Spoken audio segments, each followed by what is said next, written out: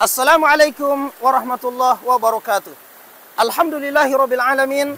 Allahumma salli ala Sayyidina Muhammadin wa ala ali Sayyidina Muhammad. Para pemirsa Kendari Bertakwa yang dimuliakan Allah Subhanahu wa taala.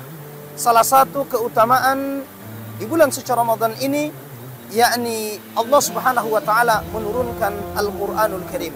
Dan Allah menurunkan Al-Qur'an di bulan yang agung ini tiada lain tujuan utamanya adalah kita jadikan sebagai pedoman kehidupan kita, baik dalam skala individu, masyarakat, maupun dalam kehidupan bernegara. Allah Subhanahu wa taala berfirman, "Syahrul Ramadan alladzi unzila fihi al-Qur'an hudan lin-nas wa bayyinatin minal huda wal furqan." Bulan Ramadan adalah bulan diturunkannya Al-Qur'an sebagai petunjuk hidup bagi manusia dan penjelasan-penjelasan mengenai petunjuk itu dan pembeda antara yang hak dan yang batil. Dan Nabi SAW menggambarkan dalam salah satu hadis yang cukup panjang yang menggambarkan bagaimana keutamaan ketika kehidupan kita diatur dengan Al-Quran dan dampak yang akan didapatkan ketika kemudian kita meninggalkan Al-Quran.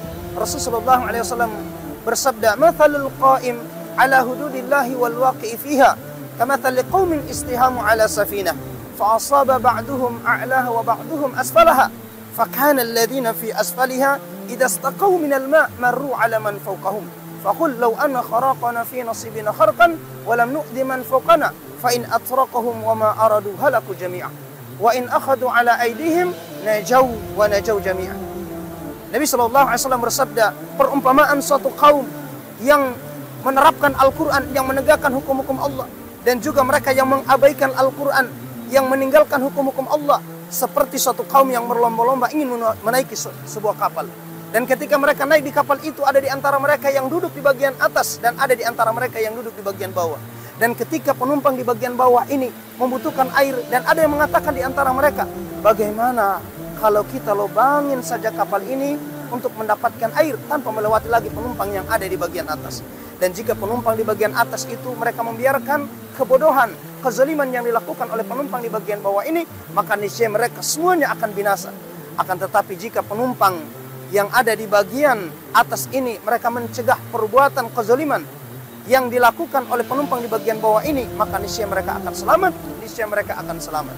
Maka itulah berkahnya ketika Al-Quran diterapkan dalam kehidupan kita, maka niscaya kehidupan kita akan mendapatkan berkah dari Allah Subhanahu wa taala.